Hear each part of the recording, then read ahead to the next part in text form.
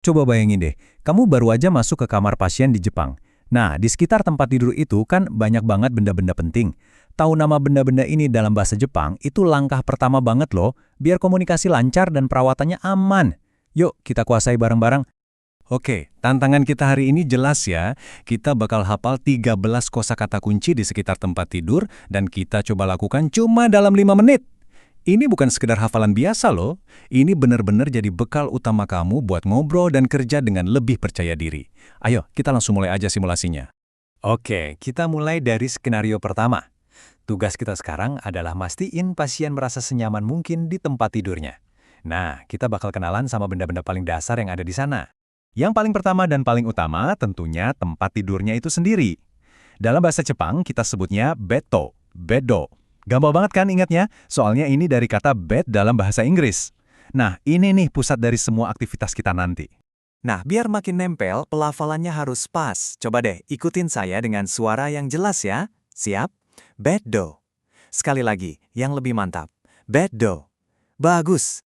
Lanjut, biar kepala pasien nyaman kita butuh bantal. Kamu pasti bakal sering banget nanya, posisi bantalnya udah pas belum? Nah, bantal dalam bahasa Jepang itu makura. Kata ini bakal sering banget kamu pakai. Yuk kita coba ucapin bareng-bareng, ikuti saya. Makura, makura. Ulangi sekali lagi ya, makura, makura. Sempurna. Waktu lagi beresin tempat tidur, kamu pasti bakal ketemu dua lapisan ini. Yang paling bawah itu matras yang empuk, disebutnya mattoresu, mattoresu. Terus yang nutupin matras dan harus rutin diganti itu namanya spray atau shitsu. Jadi ada mattoresu, di atasnya ada shitsu. Gimana kalau pasiennya kedinginan? Nah, kita punya dua pilihan nih. Kalau butuh yang hangat banget, kita pakai selimut tebal atau futon.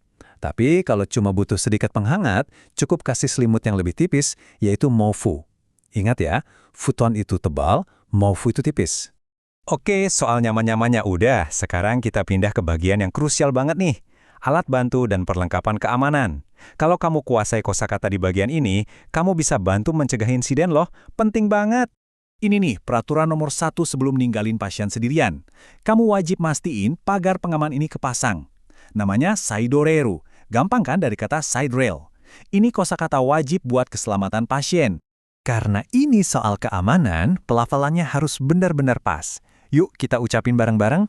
Saidoreru. Sekali lagi, saidoreru. Mantap. Eits, jangan sampai ketukar sama yang tadi ya. Kalau saidoreru itu buat mencegah jatuh, yang satu ini fungsinya buat ngebantu pasien bangun atau ganti posisi. Ini pegangan bantu, disebutnya kaijoba. Kaijo itu artinya bantuan. Waktunya makan siang. Kita bakal dorong meja khusus yang bisa ditaruh di atas tempat tidur pasien. Namanya emang panjang, tapi logis kok. Oba betto table. Oba betdo table. Ini serapan dari kata over bed table dalam bahasa Inggris. Pasiennya bilang, tolong dong posisi kepala tempat tidurnya dinaikkan biar enak baca. Nah, kamu bakal langsung cari benda ini, remote. Gampang kan? Mirip banget sama di Indonesia dari kata remote control. Nah, ini prosedur keamanan yang paling dasar. Kalau mau pindahin tempat tidur, kita pakai rodanya. Namanya kyasta. Tapi, yang paling penting, setelah selesai, wajib hukumnya buat mengunci roda itu pakai pengganjalnya, yaitu stoppa. Selalu pastikan stoppa sudah terkunci ya.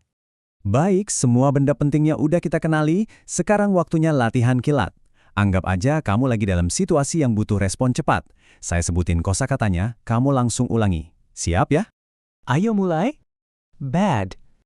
Makura, mattoresu, sheets, futon, mofu, side rail, kaijo bar, overbed table, remote, caster, stopper.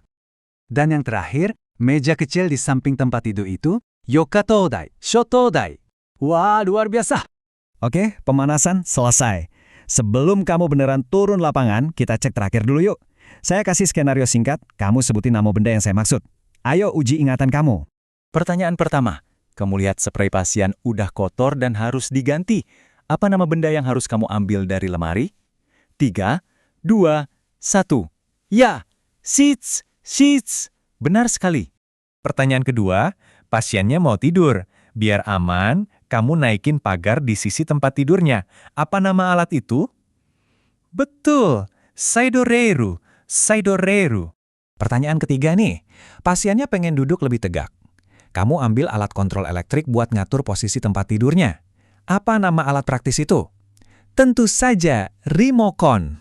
2 pertanyaan terakhir dalam satu skenario, kamu baru aja selesai pindahin tempat tidur. Coba sebutin nama roda yang kamu pakai buat dorong dan nama pengganjal buat ngunci roda itu di tempatnya. Deng deng deng deng deng deng deng deng. Waktunya habis. Jawabannya adalah kyasta, kyasta. Dan stopa, stopa. Kamu berhasil?